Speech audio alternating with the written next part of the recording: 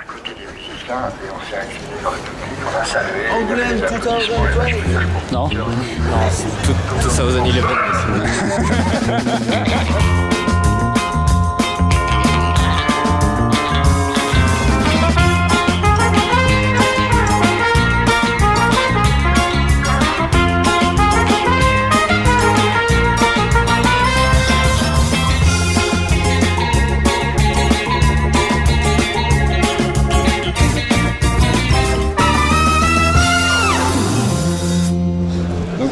Ma première question, c'est comment est-ce que tu es arrivé au dessin?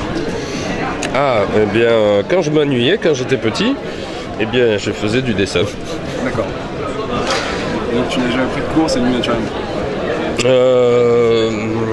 Ouais, c'est pas venu naturellement, c'est en travaillant, c'est quelques cours quand même, quelques indications avec des collègues, mais c'est surtout, j'ai développé surtout ça en travaillant dans le dessin animé en fait. Voilà, donc partant de là, en multipliant un peu les expériences là-dedans, après une école de pub, pour te donner un parcours précis, c'est en multipliant les expériences dans le dessin animé, en essayant de chercher à placer des projets que j'ai développé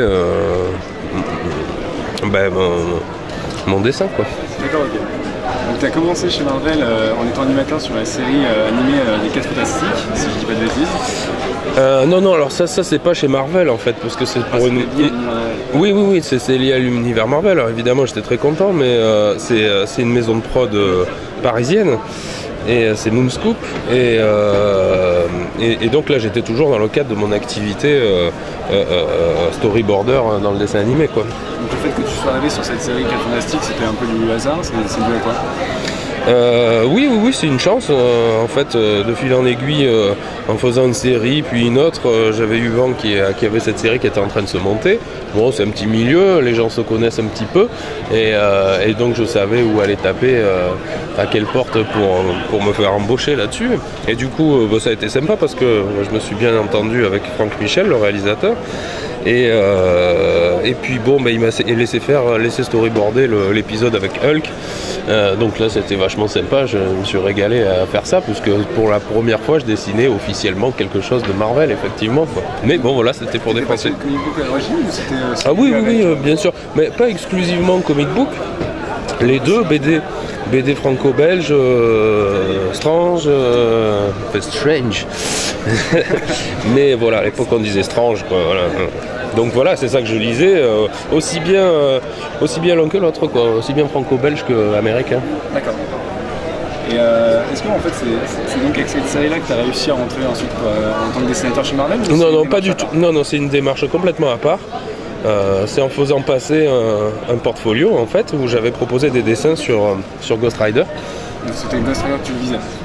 Ouais, ce personnage me plaisait bien. Bon, tout l'univers Marvel me plaisait bien aussi, mais j'ai vraiment proposé des trucs sur Ghost Rider, notamment la moto, le design sur le... Voilà, j'avais quelques envies là-dessus, un côté un petit peu violent, gore, voilà, tout ce qui me plaisait sur le personnage, et en même temps, il me semblait qu'il y avait encore pas mal de choses à faire dessus. Et j'ai eu la chance de tomber, de travailler avec Jason Aaron, qui est un écrivain que je connaissais pas quand j'ai commencé, mais qui a su un petit peu rapporter une nouvelle fraîcheur sur le personnage, avec un côté presque comédie, qui est proche des Tarantino et des Rodriguez. Voilà, c'est assez rock'n'roll quoi. Donc voilà, je trouve que j'étais déjà très honoré de pouvoir le faire avec quelqu'un de talentueux comme ça. Et voilà, ça tombait pile poil dans le cadre d'un personnage rock'n'roll, explosif et un peu renouvelé. Donc pour le coup, l'histoire était aussi un petit peu revue quoi. Voilà. Et ton attachement au personnage, il vient te mettre sur un Strange ou tu as découvert comment le reste? Ce que tu visais, justement. Alors au-delà du crâne qui s'enflamme, c'est que c'est un personnage un peu bizarre, mais moi c'est le côté motard extraordinaire qui vient des enfers qui me plaît beaucoup parce que j'aime la moto. Et voilà, c'est ça qui me plaisait dans le personnage. Et du coup, ça met toujours en scène des trucs un petit peu versés vers l'horreur. On se retrouve souvent dans des paysages américains un petit peu isolés, un petit peu perdus, donc ça aussi c'est assez intéressant à illustrer. Et puis voilà, on est dans le fantomatique, le magique, donc ça c'est intéressant. Et la chance que j'ai eue avec Jason, c'est que il a immédiatement mis le personnage sur sa moto, donc il reste cavalier, on le voit principalement tout le temps sur sa moto, et ça me faisait plaisir aussi. Alors difficile pour moi à illustrer quand même, parce que c'est toujours difficile la moto, voilà, le dynamisme, les angles, mais bon voilà, ça rendait la chose passionnante, quoi. Et justement, après, tu as un peu resté dans cet univers violent, parce que tu as fait Punisher, d'abord avec un Xmas Special, et ensuite avec Franken Castle. Vous le connaissez, vous l'avez vu. Tu es resté dans l'horreur un peu avec Franken Castle. Et comment est-ce que tu as abordé la série comme un personnage, comme le Punisher laquelle, Franken Castle? De toute façon, j'ai pas eu le temps de trop réfléchir, mais on proposait ça et bon, ça avait l'air délirant et je sortais de Ghost Rider quand j'ai pris Franken Castle. Donc ça correspondait un petit peu à cet univers voilà, où tout peut se passer, tout peut arriver. Et les designs de Tony Moore avaient déjà été mis en place, donc je me suis fondu dans la continuité sur 2 épisodes. Et bien après, il se trouve que le concept du personnage correspondait bien. Un Punisher avec Frankenstein, c'est vrai que je n'aurais pas pensé, je n'aurais pas réfléchi de suite avant, mais en le faisant, mais ça devenait un peu une évidence, quoi. Puis avec des dragons, des monstres, voilà, tout cet univers-là s'est mis en place assez facilement en fait dans ma tête. Finalement, on pourrait presque voir un crossover entre Franken Castle et Ghost Rider peut-être. Ah ouais, ça serait des potes, ça serait des potes. Ensuite, tu as travaillé sur la série Punisher and the Blood, qui va le retour du vrai Punisher. Comment est-ce que tu as travaillé avec le scénariste sur l'élaboration de ce run? L'élaboration, déjà elle vient de lui, parce que c'est quand même lui qui fournit le script, l'histoire. Et tu apportes sûrement ta petite touche personnelle. Alors après, moi j'apporte ma touche, j'espère, dans le sens où je forme le récit par le dessin, mais bon, moi je reçois les scripts techniquement et j'illustre. D'accord. Quand on regarde ta carrière, on voit que tu as fait Punisher, Ghost Rider, Wolverine, bref les plus tendres, les plus romantiques, oui. Bucoliques. Est-ce que ça t'intéresse pas de faire un truc plus grand public ou tu restes définitivement dans cette voie un petit peu rentre dans le tas? Disons que c'est un bon défouloir, hein, ça me plaît beaucoup.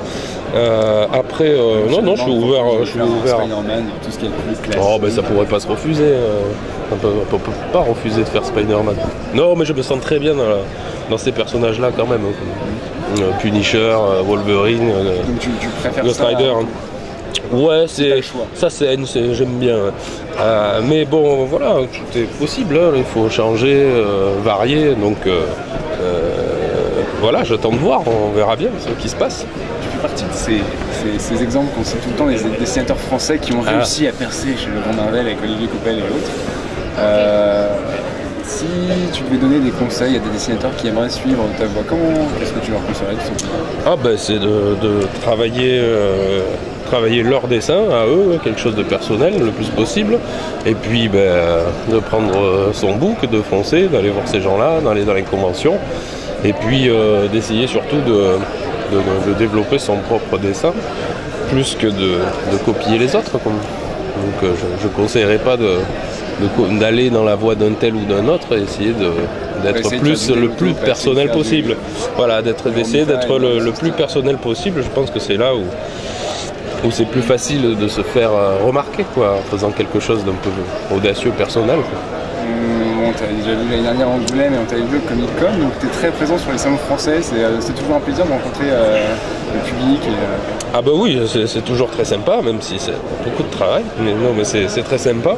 Et puis c'est surtout aussi l'occasion de retrouver mes copains dessinateurs et de continuer à entretenir les relations qu'on a, qui sont sympathiques.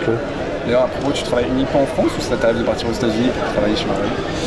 Non, à part à l'exception des Comic-Con où je peux me rendre, je travaille chez moi, en France, dans le sud-est. D'ailleurs, à propos de ça, on sait que la série Ghost Rider a un peu de mal en France. Comment t'expliques que le public français a du mal à accrocher Alors ça, je l'explique pas parce que bon, moi je suis là pour faire les pages, ce qui m'éclate. Après, je sais pas, on a peut-être pas assez bien fait notre travail. Aux États-Unis, je pense que ça marche beaucoup mieux. Non, c'est une série qui est quand même qui était en perte de vitesse et qui n'a pas réussi à conquérir un nouveau public. Hein. Mais alors, je crois qu'il y a un noyau dur de fans toujours accrochés à ce personnage, dont je fais partie, mais voilà, il n'a pas. Ça repartira avec le deuxième film. Eh ben, j'espère qu'il sera mieux que le premier. Voilà. Ça serait bien. Voilà, déjà, s'il faisait un bon film, peut-être que le personnage aurait mieux marché. Voilà. Ça vous intéresserait de revenir au dessin animé Oui, dans la condition, il arrive que je travaille encore un petit peu dans le dessin animé, mais voilà, à condition que ce soit des productions un petit peu personnelles, personnelles avec des gens qui ont une volonté de faire quelque chose d'un petit peu nouveau, parce que le côté série télé ne me plaît plus, même si j'ai bien aimé le faire, mais voilà, si ça peut aller vers la création de projets originaux, je tendrai davantage à ça, voilà, à condition que ça soit vers ça. Voilà. Et actuellement, quels sont tes projets en comics? Eh bien, il est question de Fear Itself avec Wolverine là, sur une mini-série que je fais dès que j'ai fini In the Blood sur le Punisher. Et enfin, une dernière question qui est un peu la tradition dans la question. Quel est le dernier film et quel est le dernier comics que tu as aimé? Alors, moi j'ai adoré le Punisher, le Barracuda de Parloff et Garth Ennis.